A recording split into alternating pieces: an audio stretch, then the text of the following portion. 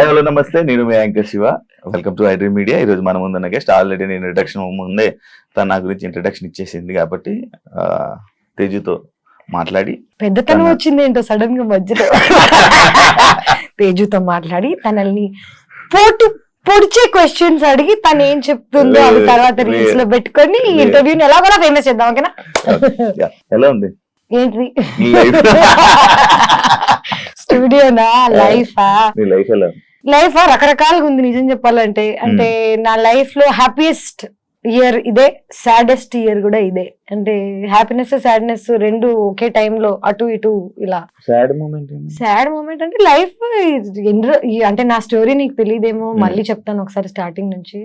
15 years ago ఇంట్లో నుంచి పారిపోయాను. అప్పటి నుంచి డబ్బులు సంపాదిస్తున్నాను, వస్తున్నాయి పోతున్నాయి. కోవిడ్ వచ్చింది, బిగ్ బాస్ చేశాను నీతో, డబ్బులు వచ్చాయి, కారు కొనుక్కున్నాను.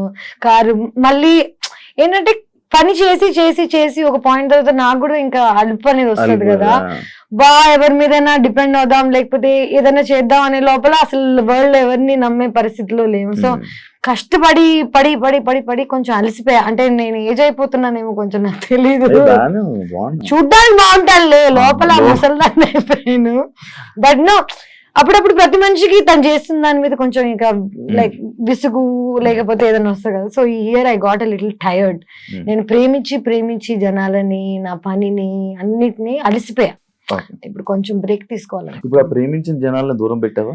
అందరిని పెడుతుంది. అంటే దూరం పెట్టడం అని కాదు, బేసిక్ గా నా లైఫ్ లో రిలేషన్షిప్స్ ఇవన్నీ పక్కన పెట్టేస్తే నేను ఫ్రెండ్స్ ని కూడా ప్రేమిస్తాను. నా relationship it love is love కదా, వీళ్ళతో ఒకలాగా వాళ్ళతో ఒకలాగా అలా కాదు.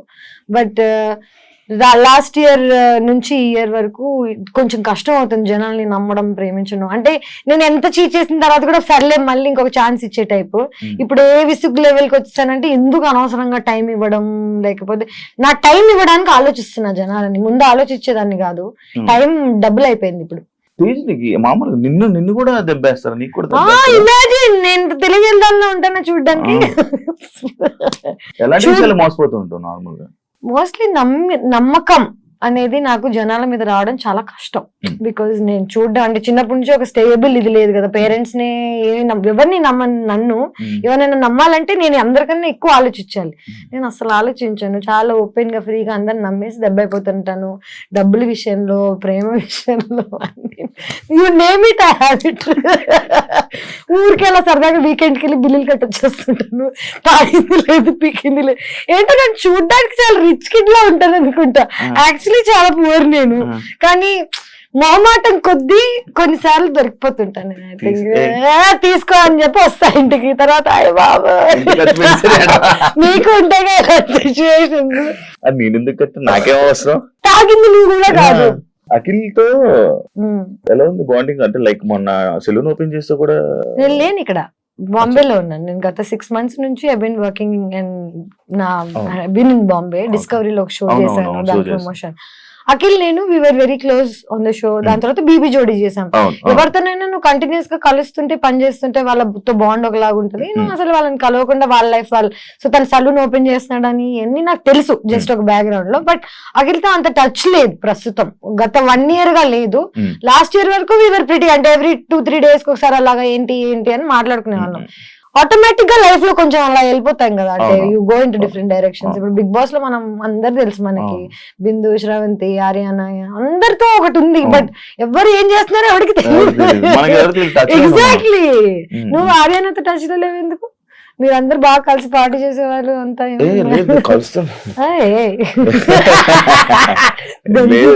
కలుస్తుంటే మాట్లాడుతుంటాం. ఇంటర్వ్యూ చేసిందా? దాని తర్వాత మానేసిందా?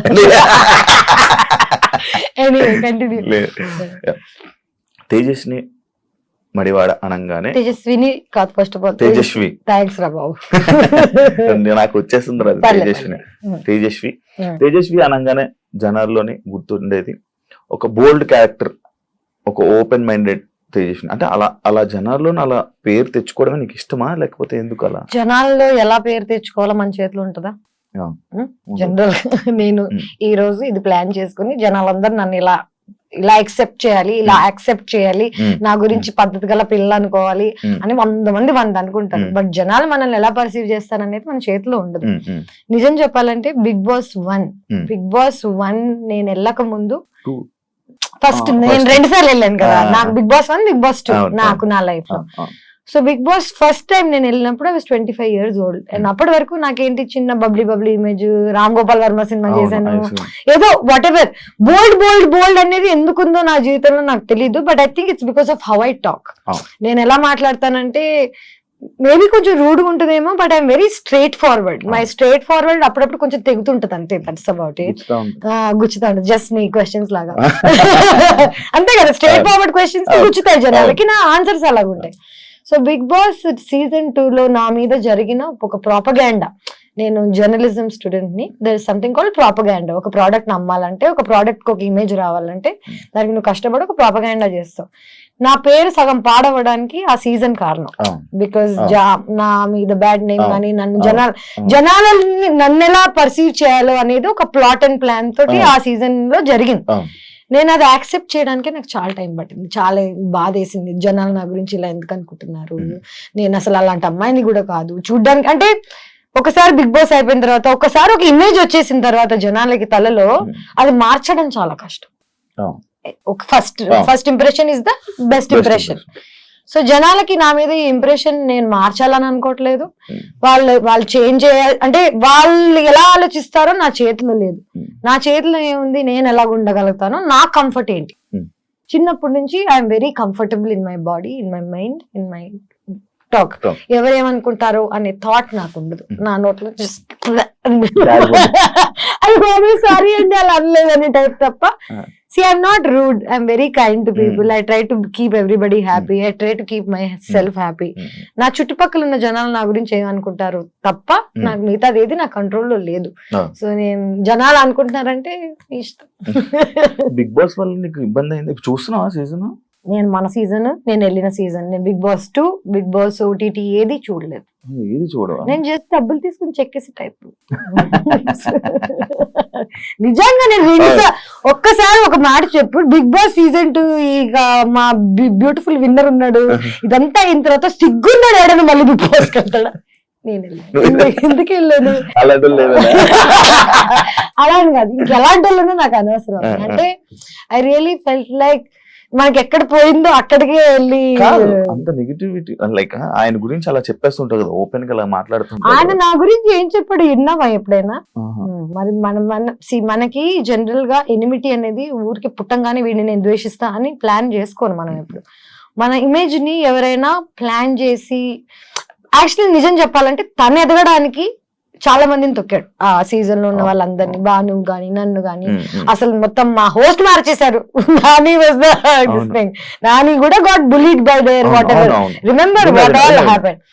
ఇదంతా నేను చదువుకున్నాను శివ, నాకు తెలుసు మీడియా ఎట్లా వర్కౌట్ అవుతుంది, మన న్యూస్ ఎట్లా వర్కౌట్ అవుతుంది, జనాలు ఒకసారి బయటకు వెళ్ళిపోయి ఒక థంబ్నెయిల్ మన జీవితాన్ని ఎలా మార్చేస్తుంది అనేది నాకు చిన్నప్పటి నుంచి తెలుసు. కానీ నేను దానికి బాధితురాలను అవుతానని నాకు తెలియలేదు. సో నేను బాధితురాలను అయ్యి దాన్ని ఓవర్కమ్ చేసి ఇప్పుడు దాని గురించి చాలా క్యాజువల్ గా ఎందుకు మాట్లాడగలుగుతున్నానంటే వాడేటి లేడు, నేను ఇంకా ఉన్నాను. I'm still working. నా మీద అట్లీస్ట్ ఏదో ఒక ఒపీనియన్ ఉంది జనాలకి, గుడ్ ఆర్ బ్యాడ్. నేను ఇంకా సర్వైవ్ అవుతున్నాను లైఫ్ లో. I don't know where this winner is. So దాంట్లో తేజుకి మంచి పాజిటివ్ కామెంట్స్, పాజిటివ్ వస్తుంది. నెగిటివ్ ని గుర్తించలేదు, పాజిటివ్ ని గుర్తించలేదు. నేను నా పని నేను వన్ సైడెడ్, నిజం చెప్పనా, నా పని లైఫ్ లో ఏంటంటే వన్ సైడెడ్ గా నా సైడ్ నుంచి నేను ఏం చేసుకెళ్తాను అనేది తప్ప అటు సైడ్ నుంచి ఏమొస్తుందో అనే థాట్ లేదు నాకు. సో పాజిటివ్ వస్తే గ్రేట్, నెగిటివ్ వస్తే థ్యాంక్ యూ, ఏదైనా ఓకే.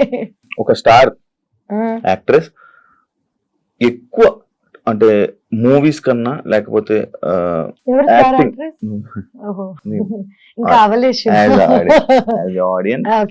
ఒక స్టార్ యాక్ట్రెస్ ఆడియన్స్ గా మాట్లాడదాం.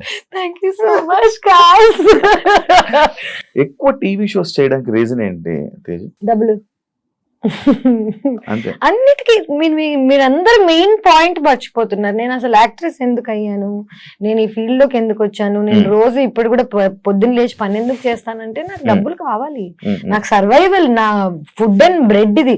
చూడ్డానికి చాలా రిచ్ గా ఉన్నా, I know what all struggles I go through కదా.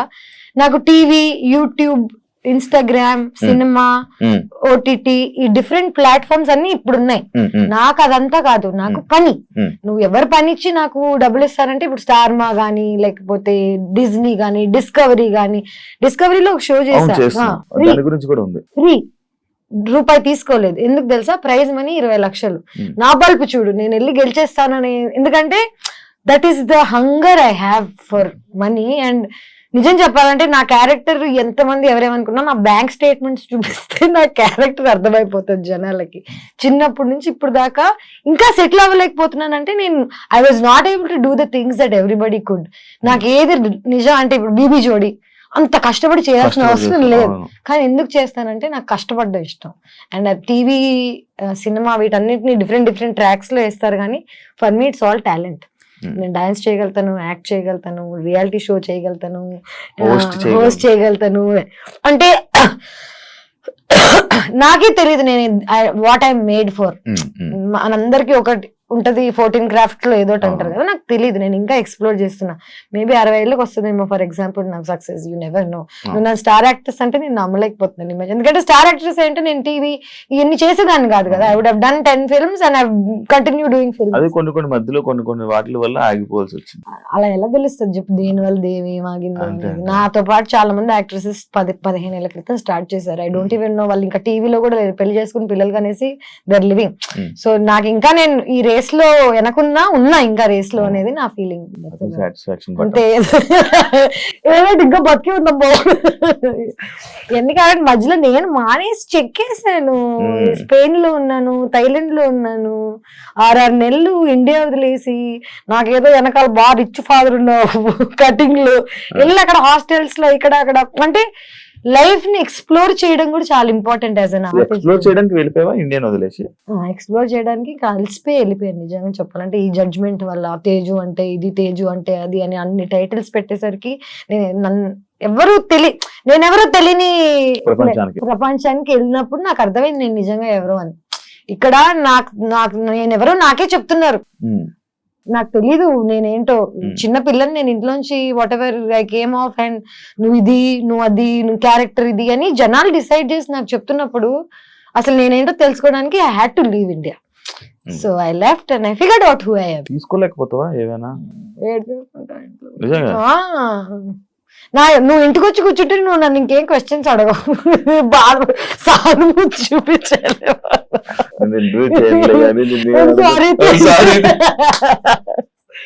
ఏడ్చేస్తాను నేను. అది అంటే చూడ్డానికి బోల్డ్ అంతా బానే ఉంది, కానీ ఎందుకంటే నేను చిన్న పిల్లని, అమ్మాయిని, తెలుగు అమ్మాయిని, నాకు ఎవరు లేరు సపోర్ట్ చేయడానికి, బ్యాక్గ్రౌండ్ లేదు. ఎవరైనా సూటిగా నన్ను ఏదైనా అడిగితే నాకు నేనే ఆన్సర్ చెప్పుకోగలగాలి. నా వెనకాల నుంచి ఫైట్ చేసే వాళ్ళు లేరు కాబట్టి ఆ నైఫ్, ఆ బోల్డ్నెస్ నాకు తప్పలేదు భయ్య. కళ్ళని ఇప్పటికీ నీళ్ళు వస్తున్నట్టున్నాయి. ఎప్పుడు వస్తుంటారో ఎవరు లేదా అంటే వస్తారు కొంతమంది లైఫ్ లోకి. ప్రేమించాము నాకేంటంటే ఇప్పుడు ఫ్యామిలీ లేనప్పుడు ప్రేమించేవాడే ఎవ్రీథింగ్ అవుతాడు కదా. వెన్ యూ డేటింగ్ సమ్వన్, వాడే అమ్మా నాన్న. ఇది గుర్తు రాగానే నాకు లోపల నొప్పేస్తుంటది. మనం అన్ని అనుకుని కొంతమంది గురించి అనుకుంటాం, అంతా అయిపోయిందా, అంతా తీసుకొని బ్రదర్ అనగానే వాడు ఏదో చేస్తాడు. దెన్ అగైన్ బిగ్ బాస్ నుంచి ఇప్పుడు దాకా నా హార్ట్ బ్రేక్ అవుతానే ఉంది. డబ్బులు అయి ఉండొచ్చు, జనాలు నన్ను పర్సీవ్ చేసుకోవడం అయి ఉండొచ్చు, లవ్ అయి ఉండొచ్చు, కంటిన్యూస్ గా నాకు చాలా హార్ట్ బ్రేక్స్ అవుతున్నాయి. నాకేమర్థమైందంటే జీవితంలో ఎక్కడికైనా వెళ్ళాలంటే మినిమం ఒక ఇన్ని దెబ్బలు అయితే తినాలి. మెంటలీ ఆల్సో నేను ఇప్పుడు ఏడుస్తున్నా, but at the same time నేను రికగ్నైజ్ చేయగలుగుతున్నాను నేను ఎందుకు ఏడుస్తున్నానో, నాకు ఎందుకు బాధ వస్తుందో నాకు తెలుసు. ఇప్పుడు 5 ఏళ్ల క్రితం నేను ఎందుకు ఏడుస్తున్నానో నాకు తెలిసేది కాదు. ఎందుకంటే నెగిటివిటీ ఉన్నప్పుడు చుట్టూ కంట్లోంచి నీళ్ళు వచ్చేస్తాయి, కానీ నీకు ఎందుకు వస్తున్నాయి, నువ్వు దానికి ఎలా రియాక్ట్ అవ్వాలి అన్ని ఇన్ఫర్మేషన్ లేదు. ఫస్ట్ ఆఫ్ ఆల్ ఏజ్ వచ్చింది నిజం చెప్పాలంటే. నీకే చూడడానికి నువ్వే ఏజెడ్ గా ఉన్నావు.